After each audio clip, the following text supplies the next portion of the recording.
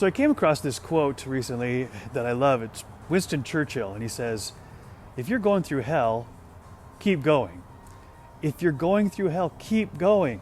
I think that's brilliant, right? How often do we get into a situation and it becomes difficult and becomes painful that we just want to quit? We want to stop. There's something in us that we run out of energy, we run out of hope, and so we sit down and we want to quit.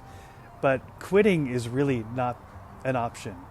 Ultimately, quitting will get us nowhere. We'll never reach our destination by quitting. And so we have to find a way, right? There's got to be something inside of us that we build up that can help pull us through or push us through the hellishness that we go through from time to time. Right? I even talked about recently about this idea that we get out of Psalm 23 that says, yea, though I walk through the valley of the shadow of death, I will fear no evil. If I walk through the valley of the shadow of death, I will fear no evil. Why? For you, my source, my God, are with me. And so I've started breaking down the words in that verse to suck the meaning out of it, to absorb the meaning. And I realized that I hadn't really fully thought through the idea that it's the shadow of death, the valley of the shadow of death, not death itself. And this is very interesting because oftentimes we think we're going to die in our struggle, which is why we quit. But it might just be the shadow of death. And it also dawned on me that if there is a shadow, that means the source of light has to be somewhere nearby and something's blocking it. Something's between the source of light and the shadow, which is how a shadow is cast. It also reminded me that the shadow isn't really a substance. It's just a lack of light. So the light hits an object and it creates a shadow, but the shadow has no substance. It cannot hurt me. So when I'm walking through the valley of the shadow of death, it feels very much like that I'm going to die, like I'm afraid. But really what I'm afraid of is the shadow, the lack of light. So what is the object? What's between the source of light and the shadow? What's casting the shadow? And I got to tell you, most of the time, it's me, right? I'm the one casting the shadow. Somehow my mindset or my lack of faith or my lack of hope, my fears, right, are casting a shadow. But the light is right there shining on me. And rather than looking towards the light, which is the truth, I'm looking the other direction at the shadow that I'm casting with my own belief system.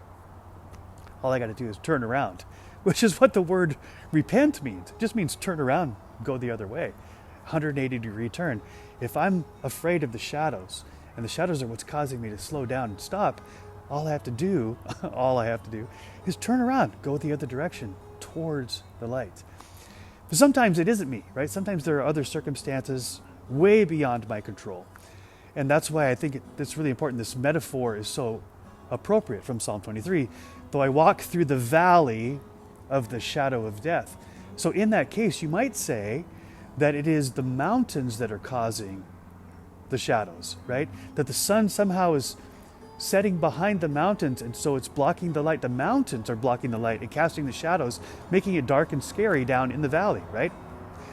Joe Cocker sang that famous song, "Love, lift us up where we belong," because there are mountains in our way, and we climb a step every day. Love, lift us up where we belong. If we're down in the valley where the shadows are, then it's going to require that we climb up the mountain so that we can see from the peak where the light is. It's just over the hill, just over that ridge. And it requires us to keep going. And you might have to climb up the mountain to get to where the light source is. That's what's casting the shadows, the mountain. And then Jesus himself said this really cool thing. He said, even that tiny seed of the tiny mustard seed is enough to say to a mountain, be gone, be cast into the sea. So you put these two ideas together of walking through the valley of the shadow of death, and you realize there are mountains in the way between me and the source or my destination. All I need is a tiny grain of faith to cast that mountain, to lower it, to get it out of the way, and to climb it, right? So sometimes what we want to do is quit. But what's required of us is to keep going. If you're going through hell, don't stop there. Keep going, right? I've never run a marathon, but I've heard it said that people often talk about whether they're extraordinary runners and they're professional runners and they're the best in the world, or they're beginners, that there's something that happens around mile 22 or 23 where your body says you are done. You're toast. It doesn't matter how how prepared you are, how conditioned you are or not. At some point, your body will tell you, you can't go any further. You got to quit or you're going to die, right? But it's actually only the shadow of death. It's not death itself. And that's what we fear. So a lot of people do quit there, but it's those that keep going that they get this second wind, or whatever you want to call it, that allows them to realize just by continuing to move that it was a perceived limit. It felt like you're going to die, but you didn't, and then you get to the finish line, maybe collapse into a heap, but with great joy of accomplishment, right? This metaphor holds true for life. Oftentimes, we're running along and it's fun, it's a jog, it's pleasurable, the weather's perfect, it's idyllic. But it doesn't stay that way, because everything's in motion, everything's in changing all the time. And quite honestly, if life was always easy, we would never build resilience.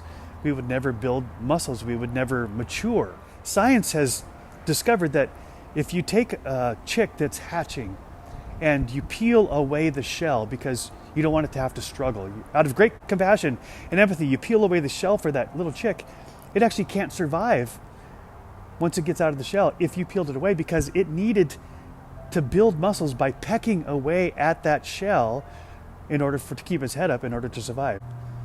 Why? It didn't go through the struggle necessary to survive outside of its little bubble.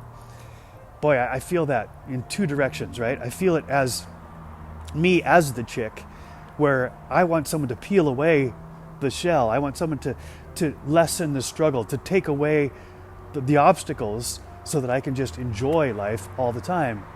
Well, it turns out I can't survive that way. As Brendan Burchard often says, he says, honor the struggle, right? It's there for your benefit. It's there for your survival. Struggle is part of life, but it's not a punishment, right? It's nothing to cower from. And there are times, of course, when we will need to rest along the way, when our energy is depleted, when we feel like we are toast. But when you go to a rest stop along the road, you don't build your home there, right? It's not meant for that. You stop and you get rid of the things you no longer need or that are causing you pain, and you replenish the things that you do need, and then you move on, right? And that's the journey of life. But unfortunately, sometimes we think the rest area is too easy, it's too nice, it's too comfortable, so then we want to build our house there. It's not a great place to live. My friends and I were talking the other day about roller coasters, right? So when you get in line for a roller coaster, you can either be really excited about the fact that you're about to get on a coaster, or you can be really scared, or you can just be negative and angry and pissed off that it's taken so long and really impatient. But the circumstances are the same. It's really your choice on to how you view this. But by taking a hopeful view, right, you're anticipating this great ride, you actually can feel all sorts of great sensations. Your body, your mind, your brain is releasing neurochemicals which make you feel really good in anticipation of this ride. I remember when I grew up in Montana, I never thought I'd get to Hawaii, but I imagined what it would be like. And then I found out after I graduated from college that my first job, I landed a job as an intern at Honolulu, at a church in Honolulu. And I was like so excited, right? From the time I heard that until I actually got to Hawaii, I was just so excited. My mind was racing with all the great things. I was going to go move to paradise, right? And I enjoyed all of that time, and I wasn't even there yet. But when I got to Hawaii, it was beautiful. I loved it, but it certainly didn't live up to that sense of anticipation, right? All of those endorphins were giving me hope for what was to come. And so you're standing in line at a roller coaster, and you can be hopeful or you can be negative. Either way, you got to wait, right? But the waiting can be fun. It can be enjoyable, right? And then you get to the car. It's time for you to get in the ride. You don't step through the car onto the other platform on the exit and say, that was awesome. Yeah, because you haven't done anything, right? You actually have to get in the car and ride it through the hills and all the loop-de-loops and the corkscrews that make you sick and dizzy and afraid, and you're screaming and you don't know if you're going to survive, and you're afraid you're going to fly out and all those type of things. But when it comes to the stop, you get out and then you go, yeah, that was awesome. But you can't do that by stepping from one side of the platform to the next without enjoying the ride, without getting into the ride, right? Life is a journey. So don't skip ahead to the destination. In fact, you might say the destination is the transition from this earth into the next world. So don't necessarily want to be in a hurry to get to the exit platform, as it were. So what keeps us excited and engaged along the way, even in the struggle? It's hope, right? When people lose hope, that's when they lose their joy. They get depressed and they get down and out. And eventually some actually end their lives thinking there is no hope. When hope is extinguished, that's the last thing you lose before you lose your life. Hope is so important. President Snow in the Hunger Games said that hope is the one thing that's stronger than fear, because it keeps you going through whatever it is you're going through. Hope cannot be understated for its power. Hope releases those beautiful endorphins that keep you going through the waiting period and through the crazy times. That's true of concentration camp survivors. It's even true of the show Survivor, right? You get to the end of the season of Survivor, and inevitably the winner says something along the lines, "This is the hardest thing I've ever done. I never thought I was going to make it. If I would have known it was going to be this hard, I never would have signed up. I wanted to quit so many times. I thought I was going to die. But I did it. I made it. And by the way, because I did, it's the best thing I've ever done." And some of those people actually go back and do it again. They suffer through all of the pain of Survivor for the hope of being there at the end going, "Look what I've done. Look what I did." And I got to tell you, that sounds a lot like parenting. It sounds like a lot like life. But if I could take it as a game, as a challenge, and say, I know that there's hope at the end, and so I can get through anything, and when I do, it's going to be such an exhilaration. I heard this great interview between Mastin Kipp and Tom Bilyeu on Tom's YouTube channel. He has a program called Impact Theory, and I highly recommend it. At the very end of this long, wonderful discussion, Mastin Kipp, he said, I have access to some of the most successful people by all accounts in the world. And he said, I mentor and coach many of them. And he says, when you get them behind closed doors, off the record, with their name not attached, they will tell you very clearly that they're unfulfilled, they're unhappy, they're miserable, many of them. He said, so you got this tiny percentage of people that have achieved so much, and very few of them are happy. But there are some who have gotten into that elite status and are overjoyed. They have a very happy life. He said, so I began to examine what's the common thread between these few people that are happy with their life at the top of the mountain. And he said, the one thing they have in common is that they don't take credit for any of it. They are the first to say of all the people along the way that made it possible for them to get to where they are. And it creates a sense of joy. It's humility, right? They're full of grace because they're humble. They know that they didn't come into the world on their own. They can't. They can't survive the first few years on this planet without other people providing for you. And it's not just the first few years, it's our entire life. There are people who play different roles at different seasons for different reasons in our life, but without their input, without their support, even without their challenges, we don't become who we are. We don't do it alone. We don't do it in a vacuum. We do it as a community. It's not a race. It's not the human race. It's not the competition. It's the human grace. I've talked about this before. So may God keep us all aware and grateful for the blessings in our lives, many of which have come to us, not because of anything that we have done, just out of the grace and mercy of God and His kids, our family.